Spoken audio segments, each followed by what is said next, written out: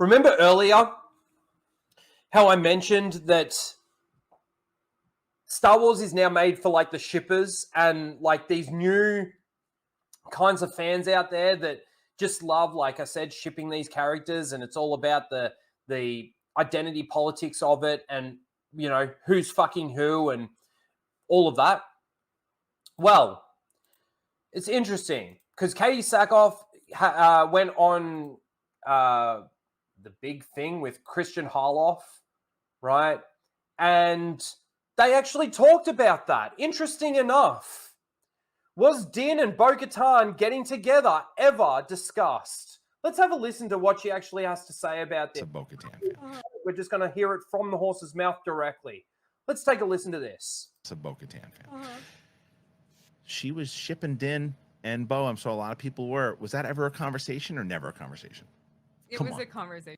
First of all, I wanna ask, like, why is even there like an interviewer or somebody like Christian even asking this question in the first place? Why? Oh, because it's so important to the Disney Star Wars fans now. Because that's what gets discussed in these forums and everything. Oh, did you ever think that fucking Bo-Katan and Din Djarin got it on? Do you ever reckon he put his helmet in her pussy? Oh, I'm so a lot of people were. Was that ever a conversation or never a conversation? It was a conversation for sure. It was for sure a conversation. And there's a scene of Brendan actually grabbing Bo's face and kissing me in like a off take. It was so funny because it was like right there the entire time. Yeah. We were joking about it the whole time. And then I was like, could you imagine having sex? And he's like, I can't take my helmet off. Yeah, right. But she's like staring at herself. Or she just has a close. So there wasn't even a cut where apparently they kissed or something. And there was a discussion, whether it be in the writer's room between John and Dave and Bo-Katan or Pedro Pascal. Close her eyes. Yeah, right. Yeah. You like very sexily. It would be like what was that the gray movie, the one, the Anastasia with the gray room, the red room, the book, the Mr. Gray, the yeah, 50 Shades of Grey. Yeah, you're right. Shades of Grey. Thank you. It's like she, he's got to wrap like something around Or her. he goes, wait, she shows up in like lingerie and just a helmet, and he goes, you know what? I'm taking the helmet off. Fuck, just take me back to the water later. Yeah. Did you imagine? They just had sex in the water. Yeah. He's like, first of all, let's just do it in the water. Yeah. He's like, Mythosaur's watching. Hey, buddy, you got a show. For anyone who's tried that, but it doesn't work. No, but there was actually conversation about it. Like, how serious was it? No, I mean, I think the conversation literally was as much as like a goof? well, like, how do we do this? Then we have to get in the entire conversation of like, what do they wear? Like, are they in their uniforms? Are they in their, what are they like? Right. And I think it just like went away. Okay. Well, there you go. So everybody who was shipping Din and Bo, your dreams were crushed. You never know. You never know. That's right. It's a book. Why is this a conversation that we're having in regards to Star Wars? Why is this even being brought up in an interview? Why? Because again, it's exactly like Christian says there at the end. Well, like, are forms or right? And I think it just like went away. Okay. Well, there you go. So everybody who was shipping Din and Bo. For everybody that was shipping Din and Bo. All you Disney Star Wars seals out there that wanted this to happen, your dreams were crushed and you didn't get a chance to do this.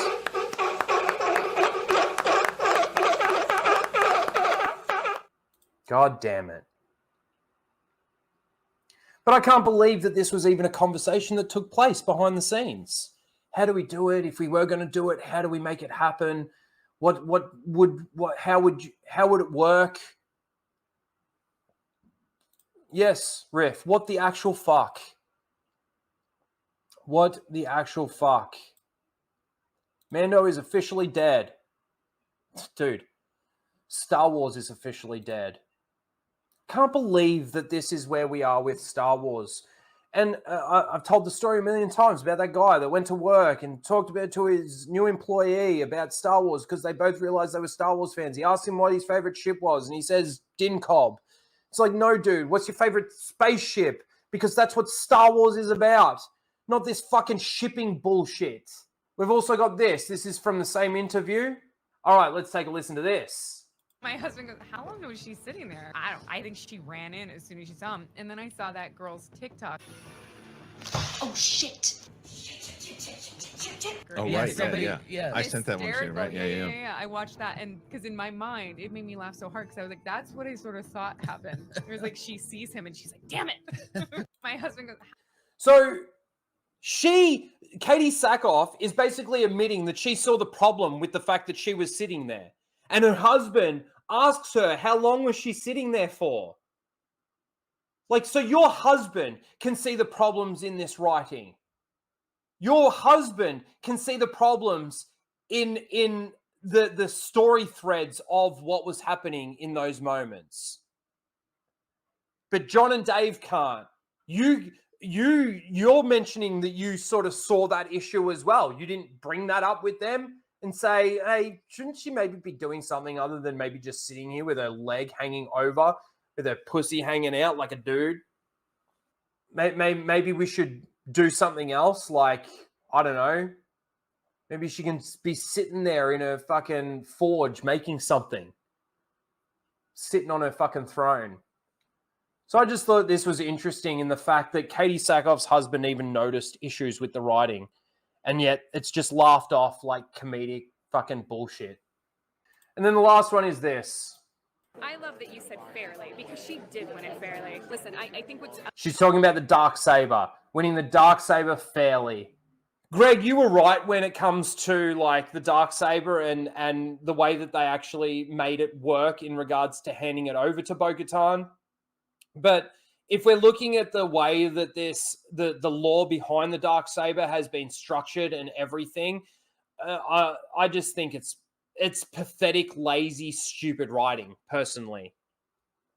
amazing about the way that she did win it was that she didn't even realize that she had, because it's not in the forefront of her mind anymore. She got to a point where she didn't want it anymore. Every time she'd gone after it, every time she tried to rule, it just went wrong. And so she's given up. And I think that her ego is finally in a place of humility, and now she's ready to leave. I think that she is understanding the weight and the pressure of bringing her people back together. And I think for the first time, she's looking to somebody else for guidance, and she has the support of the armor and her faith, which is very inspiring.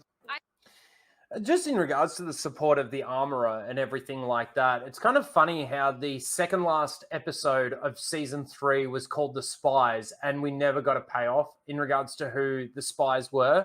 I mean, we know that R5 was a spy for Space Miyagi, not for the New Republic, just specifically for Space Miyagi, even though Din Djarin got R5 from Jawa fucker.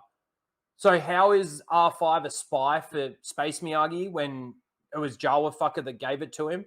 Like, there's so much about it that just doesn't add up, that just doesn't make sense. But the fact that she was able to essentially win the Darksaber because the spider creature disarmed that from him, and then she used that to defeat him, and like Din Djarin's got to explain that to all the other Mandalorians and ask them, would that not make her the rightful owner of the Darksaber?